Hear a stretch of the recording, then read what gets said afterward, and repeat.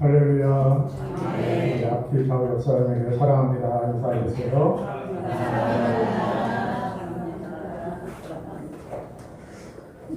오늘 이렇게 우리 여전대 찬양도 참 제가 오늘 들어본 찬양 중에 제일 잘하신 것 같아요. 오늘 아까 찬양팀도 참 잘하시고 오늘 여전대 연합회 순환신교회 이렇게 드리게 돼서 참 감사합니다. 오늘 말씀은 선택의 기준이라는 제목으로 말씀 함께 나누려고 합니다. 우리가 무슨 옷을 하나 사더라도 그 기준이 있잖아요. 그냥 시장에서 아무거나 막 골라 담습니까? 아니죠. 거기 가격도 보고 또 이게 메이커가 있는가 없는가도 보고 내 스타일에 맞는가 아닌가도 보고 여러 가지 기준이 있어요. 근데 그 기준에 맞춰서 오늘 옷을 하나 사놓고 또 이게 입어야지 하는데 장롱에 옷장에 이제 딱 걸어놓고 한 번도 안 입어본 그런 옷도 있죠. 그런 거 있으면 저한테 좀 갖다 주세요. 그 어떤 기준이 있다라는 자기만의 독특한 기준. 내가 좋은 거라고 해서 또 다른 사람도 좋다라고 생각할 수 없는 거잖아요. 나만의 기준이 다 있는 것입니다. 또 공부를 잘하는 학생들은 노는 걸 포기하고 공부하는 걸 선택한다는 말이죠. 그러니까 공부를 잘하는 거예요. 근데 공부 못하는 아이들은 저 같은 사람이죠. 공부하는 걸 선택하지 않고 노는 걸 선택하면 공부를 못할 수밖에 없는 거예요. 그래서 우리가 그 어떤 것을 선택하느냐에 따라서 그 사람의 인생의 길이 달라지고 또 모습이 달라지는 거잖아요. 그래서 오늘 저와 여러분들 여기 있다는 것은 우리가 지금 선택한 그 결과인 겁니다. 우리가 세상을 선택하지 않고 믿음을 선택했기 때문에 이 자리에 앉아가 있는 거잖아요. 그래서 우리는 무엇을 선택하느냐에 따라서 우리 인생의 방향이 바뀌고 그 인생의 결과가 달라진다는 것입니다. 자, 그렇다면 우리가 그런 선택이 그렇게 중요하다면 우리가 좀 잘 선택해야 될 거 아니에요. 좀 내 인생에 좋은 선택을 해야 합니다. 선한 선택을 해야 합니다.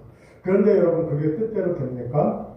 잘 안 되더라고요. 내가 좋은 선택을 했다, 내가 원하는 대로 선택했다고 했는데 나중에 가면 후회스러운 그런 선택을, 그런 결과를 낳을 때도 있잖아요. 그러니까 우리가 이게 선택한다는 것은 참 어렵고 힘든 것입니다. 당장은 나에게 좋은 것 같은데, 당장은 내 인생에 도움이 될 것 같은데, 또 이렇게 지나다 보면 결과를 보면 이게 내 인생에 전혀 도움이 안 되는 그런 결과를 낳을 때도 있다라는 거죠. 그렇다면 우리가 바른 선택을 하고 바른 어떤 우리의 삶의 결과를 내려고 하면 좋은 선택을 해야 하는데, 그러면 그거를 어떻게 선택할 것인가? 무엇을 선택해야 우리가 선한 결과를 내고 복된 결과를 내고 내 인생의 참된 축복된 인생을 우리가 그 결과를 어떻게 얻을 수 있는가 하는 것이 여러분 우리 인생의 그 어떤 선택의 기로에 서 있는 것 아닙니까? 오늘 저와 여러분들도 세상에서 TV 앞에서 이 더운데, 이 무더운 그 여름날에 집에서 시원한 에어컨 밑에서 TV 켜놓고 시원한 수박 먹으면서 다리 쭉 뻗고 하면서 낮잠 한 잔 푹 자면 얼마나 좋겠어요. 근데 뭐 하려고 여기 이렇게 와가지고 이렇게 앉아있어요. 이렇게. 이게 이 선택이 내 인생의 복된 선택이라고 믿기 때문에 이 자리에 앉아있는 거죠. 그래요, 안 그래요? 아멘입니까? 그런 거예요. 그러니까 이 선택이 지금 당장은 이 선택이 아무런 그렇게 큰 의미가 없는 것 같은데, 그러나 결과로 보면, 나중에 보면 이 오늘 이 자리에 앉아서 주님 앞에 예배하는 이 시간이 내 인생의 최고의 선택이 되는 줄 믿으시기 바랍니다. 자, 그러면 우리가 어떤 선택을 해야 될까? 어떻게 하면 후회 없는 그런 선택을 하면서 우리가 살아갈 수 있을까 하는 것들을 우리가 한번 살펴보려고 합니다. 여러분 성경책 다 가져오셨죠? 어떤 분들은 성경책 안 들고 그냥 빈손으로 왔다 갔다 하시는 분이 있어요. 자, 성경을 열어보시고 룻기를 한번 딱 찾아보세요. 1절 말씀 한번 보겠어요. 1절. 자, 1절 우리 다 같이 읽어보겠습니다. 시작. 사사들이 치리하던 때에 그 땅에 흉년이 드니라. 유다 베들레헴의 한 사람이 그의 아내와 두 아들을 데리고 모압 지방에 가서 거류하니라.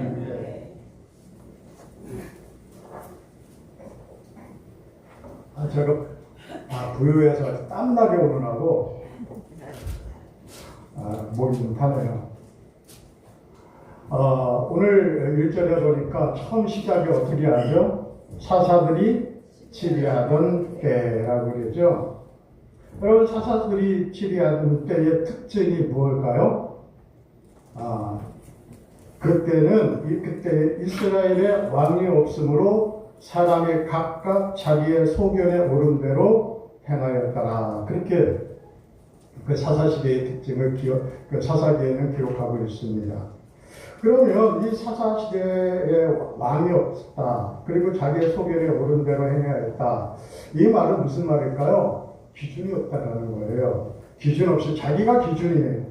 자기가 기준이 돼서 자기 마음대로 자기의 소견에 오른 대로 자기 생각대로 자기 뜻대로 그냥 그렇게 살아가는 거예요. 그러니까 그 사회가 어떻겠어요? 기준이 없으니까 엉망이겠죠. 사회가 혼란해지겠죠. 여러분 오늘날도 이렇게 자동차 운전을 하게 되면 차선이 있잖아요. 차선이 있고 또 법규가 있고 신호등이 있고 서야 할 곳에 서고 가야 할 땐 가고 그렇게 여러분 혼란하지 않고 교통이 원활하게 잘 빠지고 그래서 우리에게 복이 되는 거잖아요. 그런데 이 시대에는 그런 기준이 없는 거예요. 자기 마음대로 가고 싶으면 가고 오고 싶으면 오고 말고 싶으면 말고 누워있고 싶으면 누워있고 그러는 거예요. 그러니까 기준이 없는 시대라는 거예요. 그런데 그 시대에 그 땅에 흉년이 들이라 그렇게 얘기했어요. 그 땅이 어딜까요? 베들레헴이래요. 베들레헴에 흉년이 들었다는 거예요. 그런데 여러분 이 베들레헴은 유대 광야 근처에 있지만 거기에는 비도 잘 내리고 또 밀과 보리 농사가 가능한 그런 평야 지대입니다. 그래서 거기에는 곡식이 많이 나기 때문에 거기서 빵을 많이 만들었어요. 그래서 이 베들레헴이라는 뜻이 뭘까요? 빵집이라는 뜻이에요. 오늘날로 얘기하면 뚜레쥬로 파리바게뜨 이런 거 있잖아요. 빵집. 근데 빵집에 빵이 없는 거예요. 왜? 곡식이 안 나니까 흉년이 드는 거예요. 자, 이 흉년이 들으니까 이 흉년은 히브리어로 보니까 라브라는 말로 표현하고 있더라고요. 이 라브라는 뜻은 그저 배고픔, 결핍, 부족 그런 의미입니다. 그런데 이 라브라는 뜻에 더 우리가 깊은 의미가 있다면 그것은 처절한 흉년이라는 뜻이에요. 그러니까 처절한 흉년이라는 말은 그 당시에 온통 흉년이 들어서 전혀 먹을 것이 있다 없다? 없다라는 거예요. 먹을 것이 없는 거예요. 빵을 만들 재료가 나지 않는 거예요. 그러니까 흉년이 들어서 처절하게 그 배고픔과 생존을 위해서 사투해야 하는 그런 지경에 지금 있는 것입니다. 여러분 같으면 어떻게 하겠어요? 이 서천에 흉년이 들어가지고 먹을 것이 없고 처절하게 막 배를 움켜잡고 땅을 파고 옛날에 우리나라 제가 우리나라도 6.25 때 6.25 지나고 나서 이게 막 먹을 것이 없고 보릿고개 입고 그랬잖아요. 먹을 것이 없는 거예요. 그러니까 이 지금 생존이 지금 목숨이 왔다 갔다 하는 그런 기로에 있는 거죠. 여러분 그러면 어떻게 해야 될까요? 우리가 그 곡식을 찾아 먹을 것을 찾아 가야 되잖아요. 다 굶어 죽을 수는 없잖아요. 그래서 그 땅에 사람들이, 많은 사람들이, 대부분의 사람들이 먹을 것을 찾아서 떠난 거예요. 그래서 그 가운데 누가 있었냐면 엘리멜렉이라는 가족도 있었던 거예요. 그들이 어디로 갔을까요? 이방 땅 모압으로 간 거예요. 근데 보세요. 거기 1절 하반절에 보니까 모압 지방에 가서 거류하였는데 그렇게 기록하고 있잖아요. 이 거류하였다 이 표현은 그것이 잠깐 그 지금 처절한 흉년을 피해서 잠깐 그곳에서 있다가 이 베들레헴에 다시 비가 오고 흉년이 들면 다시 돌아가야 되겠다 그렇게 생각을 하고 그 지역에 간 거예요. 잠깐 있으려고 한 거죠. 그런데 2절 하반부에 보면 이렇게 됐어요. 2절 하반부 한번 볼까요? 2절을 한번 볼까요? 자, 2절에 보니까 그들이 모압 지방에 들어가서 거기 살더니 그랬어요. 어디에 살았다고요? 모압 지방에 살았다는 거예요. 여러분, 모압 지방에 살았다 이 말은 원어적 표현으로 보면 그곳에 정착해 버렸다 이런 뜻이에요. 그러니까 잠깐 비근을 피해서 간 그곳이 그들이 정착하고 뿌리를 내리고 사는 그런 곳이 되었다라는 거예요. 왜 그랬을까요? 왜 정착했을까요? 그것이 너무 좋은 거예요. 거류하고 잠깐 머물기 위해서 갔던 그 지역이 풍요롭고 문화도 더 풍요롭고 그런 거예요. 그래서 거기에 정착해 버린 거예요. 우리가 이런 말이 있어요. 서울로 간 아들은 돌아오지 않는다. 이런 말이 있어요. 여러분, 서울이 어떤 곳입니까? 얼마나 풍요로워, 얼마나 그 모든 문화의 집합체가 서울 아닙니까? 세계 모든 나라의 사람들이 오는 그런 곳 아닙니까? 그런데 잠깐 서울 가서 돈만 조금 벌고 내려와서 내 고향을 지켜야지 하고 올라간 아들이 거기에 정착해서 거기에 살아버린 거예요. 여러분, 그렇게 그 땅에 정착하기로 결정한 것입니다. 그러니까 여러분 이거 보세요. 하나님의 약속보다 지금 현실적 필요가 더 중요하게 생각된 거예요. 여러분, 믿음이 언제 필요한 걸까요? 여러분 다 하나님 믿으시죠? 여러분 다 믿음이 아주 너무너무 좋은 그런 성도님인 줄 믿으시기 바랍니다. 여기 앉아 있는 것만 해도 그래요. 다 제가 얼굴을 뵈니까 너무너무 믿음 충만한 분들 같아요. 여러분, 그 믿음, 여러분들이 가지고 있는 믿음, 그게 언제 필요한 거죠? 모든 것이 잘 되고 형통하고 복되고 그러면 그때 믿음이 필요한 걸까요? 아니잖아요. 여러분의 믿음이 교회 안에서 필요한 걸까요? 아니잖아요. 여러분의 믿음은 세상에서, 삶의 현장에서, 그 어려운 현장에서 수많은 사람들이 부대끼고 살아가는 그 현장에서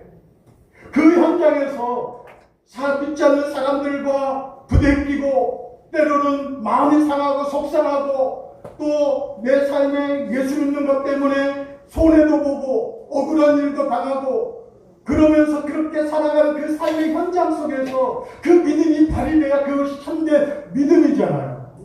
믿으십니까? 그게 믿음이잖아요. 잘 안 될 때, 어려울 때 필요한 것이 그것이 우리의 믿음의 그런 역량을 발휘하고 기능을 발휘하고 능력을 발휘하는 거잖아요. 그런데 이 당시에 사람들은 어떻게 했을까요? 그 믿음을 발휘하지 못했어요. 고향을 떠나버렸어요. 베들레헴을 떠나버렸어요. 여러분, 베들레헴이 어떤 곳입니까? 약속의 땅 아니에요. 그들에게 하나님께서 약속으로 주신 그 땅입니다. 그런데 오늘 성경에 보면 이 엘리멜렉과 그 가정이 그 땅을 떠나면서 약속의 땅을 떠나면서 하나님 앞에 기도했다. 이런 말이 있어요? 없어요? 없어요. 하나님 앞에 기도하지 않고 떠난 거예요. 하나님 앞에 묻지 않은 거예요. 여러분 엘리멜렉이라는 이름의 뜻이 뭔지 아십니까? 하나님은 나의 왕입니다. 이런 뜻이 가지고 있어요. 그러니까 그의 부모가 그의 부모가 그의 아들을 낳고 이름을 지었는데 엘리멜렉이라고 지은 거예요. 너는 여호와 하나님을 섬기고 하나님을 왕으로 삼고 살아가는 사람이 되어라 하고 지은 거예요. 그런데 그가 하나님을 왕으로 삼지 않고 하나님을 왕으로 섬기지 않고 자기가 왕이 돼서 자기 마음대로 자기의 생각대로 자기의 뜻대로 지금 상황을 바라보고 상황에 매여서 그 상황을 쫓아가고 있는 거예요. 믿음으로 발전하지 않았어요.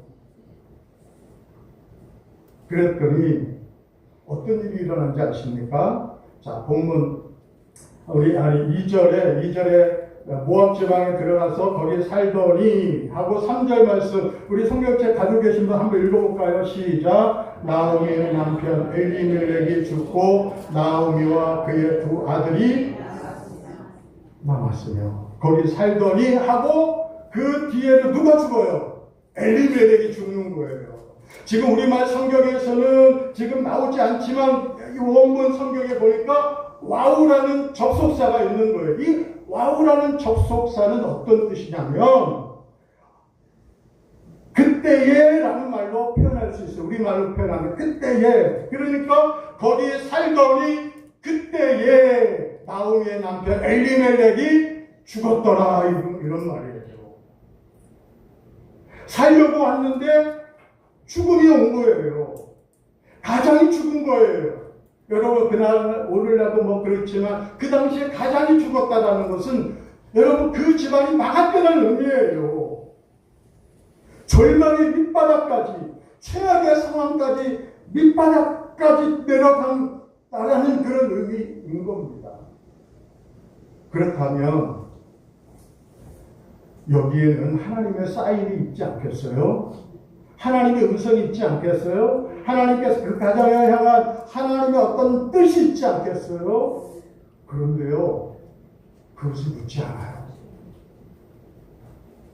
그걸 생각하지 않아요. 왜 그랬을까요? 자신에게는 아직도 두 아들이 있는 거예요. 그래서 그 나오미 남편을 죽고 난 이 나오미는 아직 의지하며 살아갈 수 있는 두 아들을 의지하고 살았을 거예요. 그리고 그 아들을 악잡같이 뭐 공부도 시키고 뭐 해가지고 그 아들을 아주 귀하게 성장시켰습니다. 그리고 때가 참에 그 아들을 결혼까지 시킨 거예요. 그런데 문제는 거기서 끝나지 않았다는 겁니다.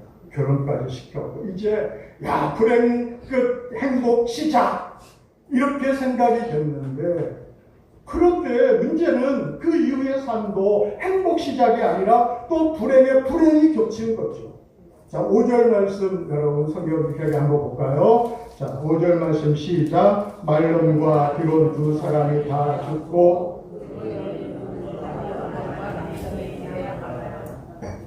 누가 죽었어요? 말론과 기론 두 아들이 죽은 거예요.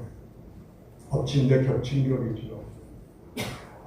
참 이렇게 불행할 수 있을까요? 이렇게 남편의 슬픔이 채 가시기도 전에 두 아들마저 이 세상을 떠났으니 얼마나 이 여인의 마음 가운데 얼마나 큰 낙심이 들었을까요? 얼마나 큰 절망감이 들었을까? 세상 끝난 것 같은 그러한 생각이 들었을 것이냐.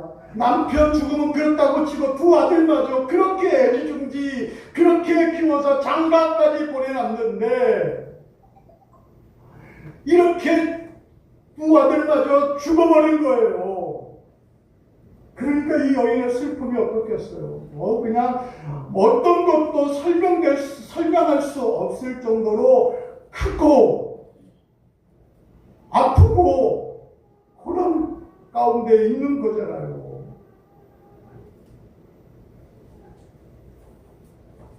어떻게 이렇게 될 수 있을까요? 그런데 문제는 거기로 끝나는 게 아니죠. 이제 희망을 찾아온 땅 모압에서 나오미는 버려진 존재가 된 거예요. 여기서 이 뒤에 남았더라라는 말 있잖아요. 남았더라. 이 말은 남겨졌다 이런 뜻이에요. 남겨져요.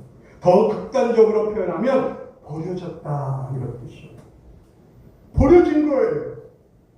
철저하게 버려진 존재. 철저하게 이제 누구도 소망할 수 없는 무엇에 소망을 붙들고 살아가야 할지 아무런 소망과 어떤 희망이 없는 캄캄한 나락에 빠지고 절망의 구렁텅이에 빠져서 이제 도저히 헤어나갈 수 없는 그러한 존재가 된 거예요. 그렇게 버려진 존재가 되었습니다. 이제 희망이 보이지 않아요. 여러분 이런 상황에서 어떻게 해야 될까요?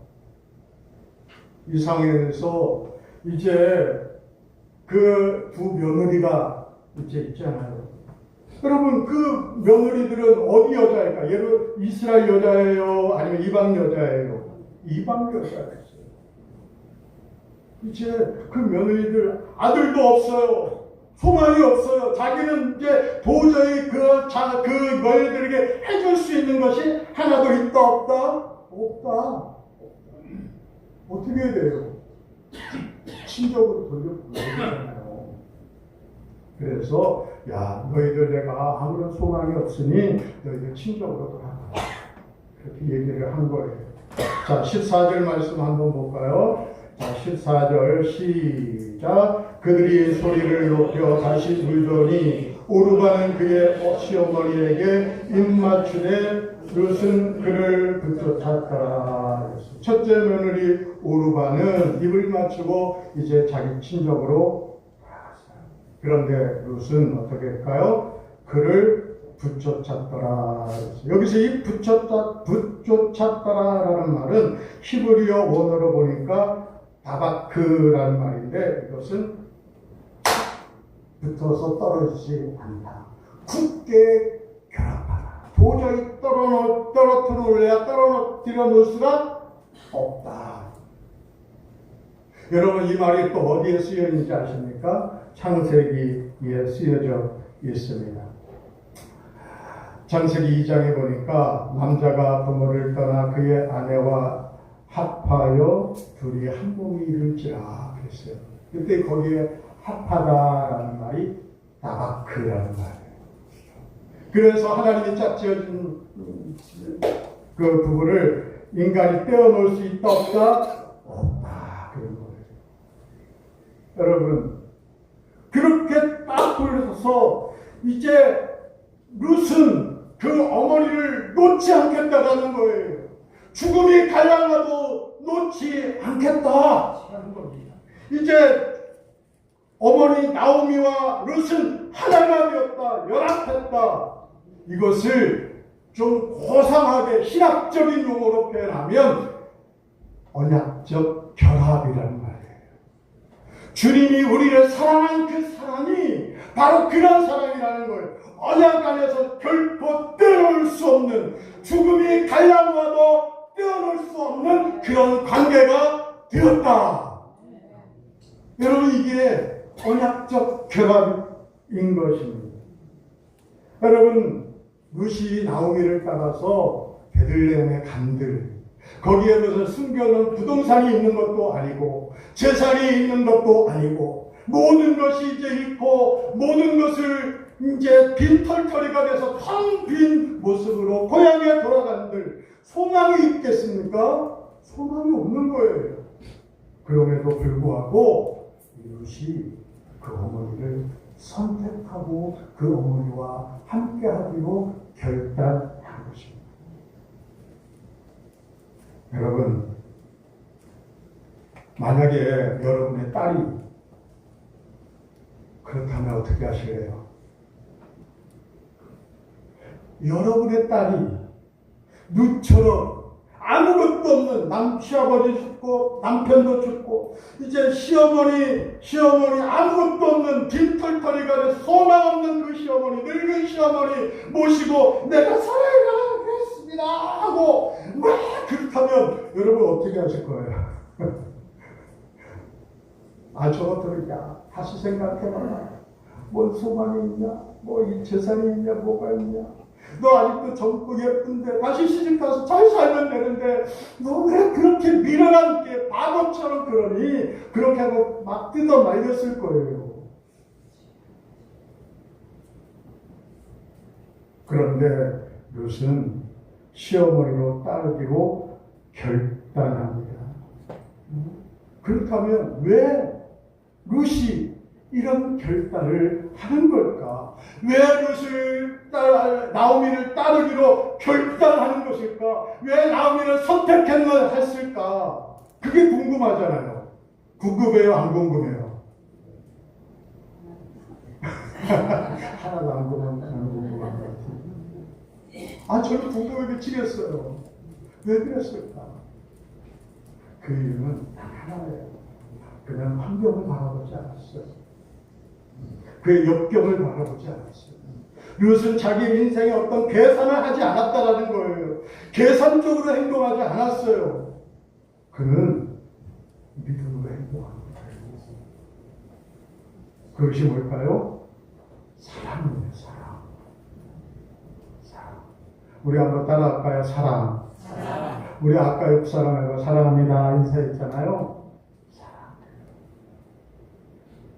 제가 결혼할 때 저는 진짜 아무것도 없는 사람이에요.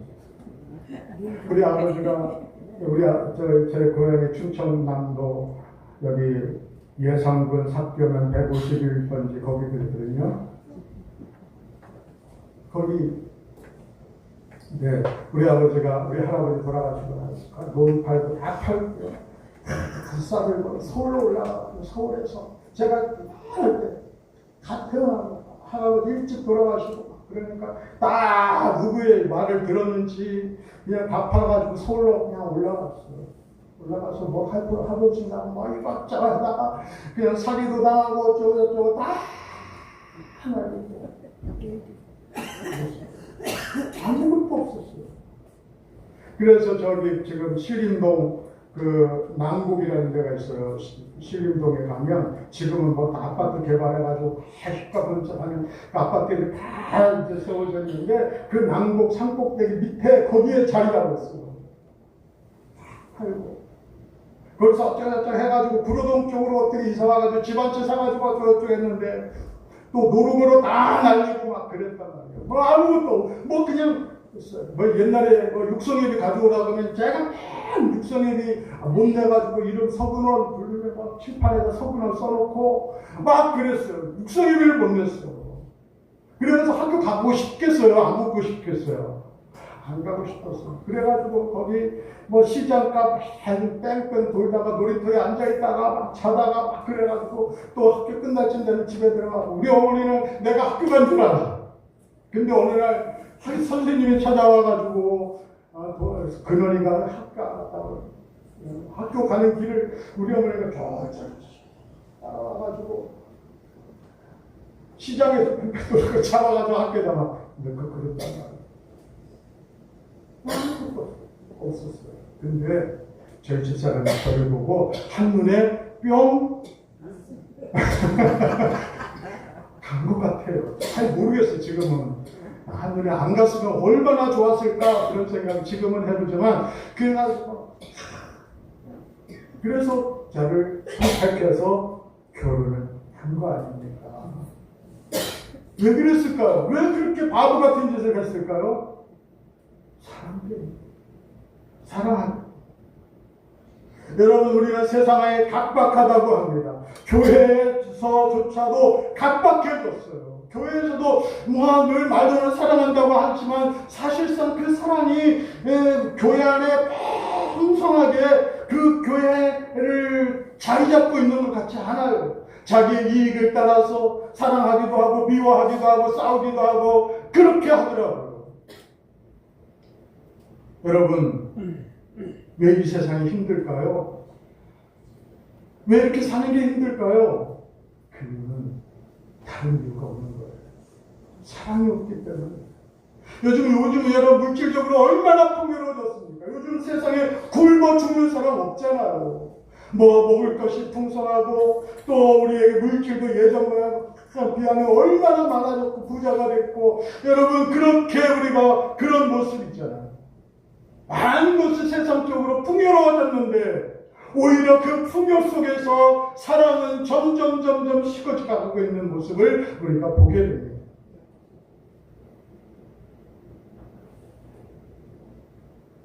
사랑이 없어서 그래요. 자기 이익만 남았어요. 자기가 어떤 이익을 얻을까만 남았어요. 자기 욕심만 남았어요. 욕망만 남았어요.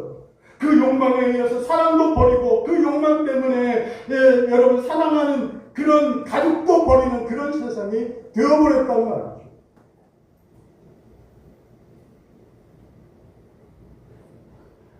다시 룻에게 돌아오겠습니다. 룻은 여러분 충분히 새 출발을 할 수 있었습니다. 딸린 자녀도 없어요. 그리고 룻은 참 젊고 아름다웠기 때문에 만약 그가 마음만 먹으면 결혼해서 모압에서 행복한 가족을 이루며 잘 살 수 있는 여인이었습니다. 그런데 룻은 자기의 미래에 대한 그런 가능성, 그것을 다 버린 거예요. 그리고 텅 비어서 아무것도 없는 그 시어머니를 끌어안은 거지요. 이것이 여러분 헤세드라는 거예요. 헤세드의 사랑. 헤세드의 사랑은 무엇입니까? 받을 만한 자격이나 조건이 없음에도 불구하고 일방적으로 쏟아붓는 하나님의 호의, 이것을 헤세드라고 하는 것입니다. 조건 없이 일방적으로 베푸는 긍휼과 사랑.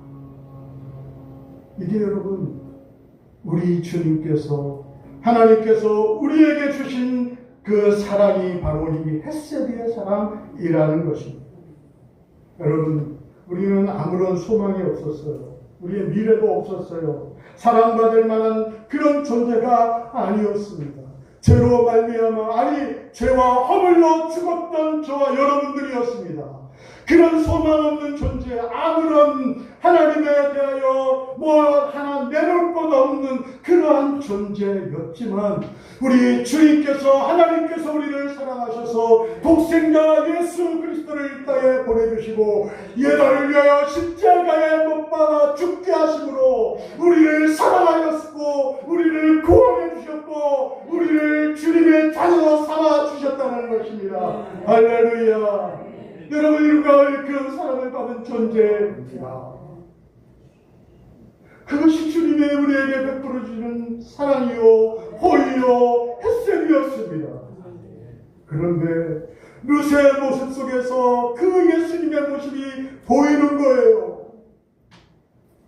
나오미를 끌어안았던 그 룻의 모습, 아무것도 없고 절망 가운데 빠졌던 그 나오미, 아무런 희망이 보이지 않았던 나오미, 이제 죽음조차도 그 죽음의 그 나락에 빠져버릴 수밖에 없는 그 나오미, 이제 소망이 없는 나오미, 일어설 수 있는 그런 아무런 그런 그 가치가 없고 어려웠던 그 나오미, 그 나오미를 룻은 끌어안고 나오미와 한 몸이 되고 있는 것입니다.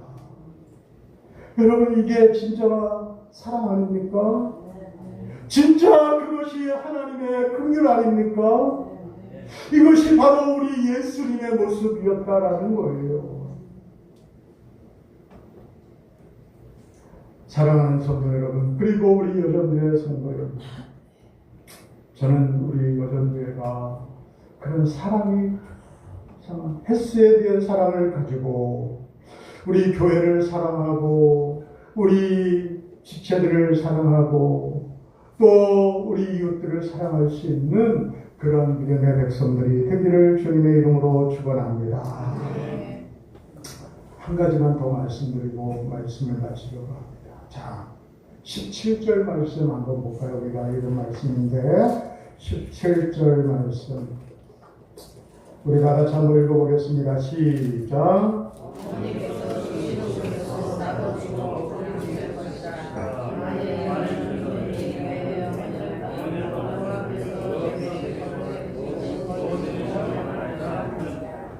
예, 17절에 어머니께서 죽으시는 곳에서 나도 죽어 거기 묻힐 것이라. 여러분, 이 말은 무슨 말일까요? 죽음 속으로 들어간다, 이런 뜻이에요. 여러분, 유대인들의 장사법, 일반적으로 배장법은 한 사람이 죽으면 그 사람이 죽으면 살이 썩는 그 곳에 잠깐 묻혀, 그래서 살이 다 썩으면 뼈가 남잖아요. 그 뼈가 남으면 그 뼈를 그 조상들의 묘에 같이 이렇게 매장하는 거예요. 묻는 거예요. 그러니까 여러분 보세요. 나중에 뼈와 뼈가 다시 만나는 거잖아요. 여러분, 이게 얼마나 엄청난 사랑인지 아십니까? 주님이 어머니가 뼈가 돼서 장사되면 내가 다시 뼈가 돼서 주님 그 어머니를 만날 것입니다. 이런 결단인 거잖아요. 여러분, 이런 무서운 결단입니다. 세상의 눈으로 보면 너무 바보 같은 일이에요. 그런데 여러분, 이 룻의 이 고집을 꺾을 수가 없는 거예요. 이 행동을 통해서 우리에게 무엇을 보여주고 있습니까? 헤세드가 무엇인지 그것을 보여주고 있는 것입니다. 여러분, 나중에 우리가 결론적으로 4장에 보면 이 룻이 오벳을 낳잖아요. 오벳은 이새를 낳고 이새는 다윗을 낳는 그 다윗 왕가의 그런 족보의 속에 그 왕가의 어머니가 되잖아요. 그리고 신약성경 마태복음에 보면 이 룻이라는 여인이 예수님의 족보에 들어가 있는 거예요. 무엇 때문에 이 나무의 이 룻에게는 이런 축복이 주어졌습니까? 사랑의 메시지가 있었기 때문에, 주님의 마음이 있었기 때문에 그런 거예요.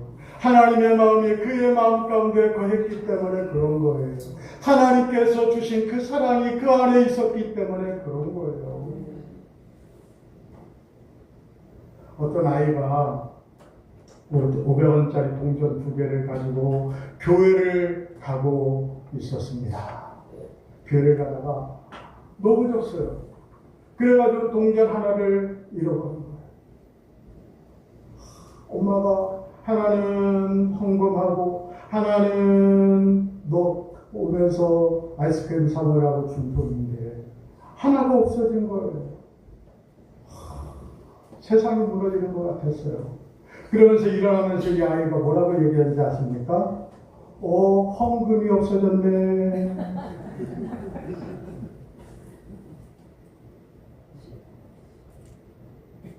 자기는 손해를 보지 않으려고 하는 거죠. 여러분, 그것이 이 아이에만 그런 것입니까? 저와 여러분은 그렇지 않은가요?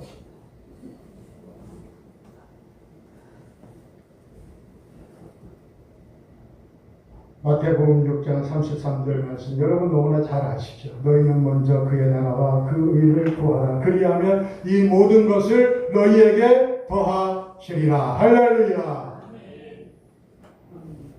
너희는 먼저, 가장 우선적으로 그의 나라와 그 의를 구하라. 그리하면 내 모든 것을 내가 책임져 할렐루야. 이 말씀을 믿으시길 주님의 이름으로 축복합니다. 그리고 이 말씀을 여러분의 삶의 현장 속에서, 여러분의 믿음 생활 속에서 실천하며 살아갈 수 있게 되기를 주님의 이름으로 축원합니다. 룻이 그랬다는 거예요. 가장 먼저 하나님을 따르고 한 믿음으로 반응했다는 거예요. 그것이 룻이 나오미를 선택한 기준이었다는 여러분 그렇게 하실 수 있겠어요? 그렇게 하실 수 있게 되기를 주님의 이름으로 축원합니다. 당장 죽는 일이 있어도 하나님의 영광을 위해서 오늘 헌신 예배를 드리시는 우리 여러분들, 우리 연합회, 우리 모든 임원들, 또 이 자리에 앉아있는 우리 온누리교회 우리 여자들, 회원들, 그리고 모든 성도들, 이런 은혜가 여러분들에게 있게 되기를 바랍니다. 그래서 하나님의 영광을 선택하고 하나님의 사랑을 선택하면 이제 여러분 걱정할 거 없어요. 그 이유는 누가 책임질까요? 하나님이 책임집니다. 아멘. 참 잘해요. 그래서 조금 내가 손해볼 것 같아는 은근히 한 발 쭉 빼잖아요. 내가 어려움이 있을 것 같으면 왠지 모르게 뒷걸음 치잖아요. 그렇게 되지 않게 되기를 바랍니다. 이것을 하나님이 책임져 주셨어요. 우리가 결론적으로 다 아는 말씀이지만 보아스를 만나게 되고 보아스를 통해서 그의 인생이 역전되어지고 나오미가 나는 말하다, 나는 쓴물이다, 나는 절망이다, 나는 이제 소망이 없다, 그 채로 베들레헴에 들어왔지만 아무런 소망 없던 그에게 보아스를 만나는 그런 축복을 통해서 보아스를 통해서 다시 그의 인생이 회복되어지고 그의 인생의 날개를 다는 역사가 일어난 줄 믿습니다. 네. 여러분 그것이 우리에게 주는 메시지예요. 세상 것 당장 나에게 이익이 될 것 같지만 그러나 여러분 그것은 잠시 없어지는 것입니다. 여러분 교회가 어떻게 부흥하는지 아십니까? 세상에 똑똑한 사람이 많아서 부흥이 되는 게 아니에요. 이렇게 누누처럼 바보 같은 결단을 하고 바보 같은 선택을 하고 이렇게 바보처럼 묵묵하게 주님을 사랑하고 하나님을 따라서 믿음으로 살아가는 이런 사람들, 지금 당장 자기에게 손해가 있다 할지라도 어려움이 주어진다 할지라도 내가 당장 그 삶에 그런 그 진보가 없다 할지라도 이 바보 같은 선택을 하면서 믿음으로 살아가는, 그렇게 묵묵하게 살아가는 그런 하나님의 사람들, 눈과 같은 바보들이 많아야 교회가 부흥하는 줄 믿으시기 바랍니다. 저는 우리 모두가 그렇게 되기를 주님의 이름으로 축원합니다. 기도하겠습니다. 하나님 아버지, 르세 선택을 보고 세상 사람들은 바보 같다고 말하지만 주님은 그 원신을 보는 줄 믿습니다. 우리 여전도회가 이렇게 할 것 같은 하나님의 사람들, 세상이 보면 바보같이 보이지만 그러나 하나님은 그 바보 같은 사람들을 통해서 하나님의 나라가 확장되어지고 하나님의 놀라운 역사가 일어나게 되는 줄 믿습니다. 우리 여전도회가 그렇게 쓰임받는 하나님의 그 헷세리의 사랑을 가지고 그 사랑을 선택하며 살아가는 하나님의 백성들이 될 수 있도록 축복하여 주옵소서. 예수님의 이름으로 기도하옵나이다. 아멘.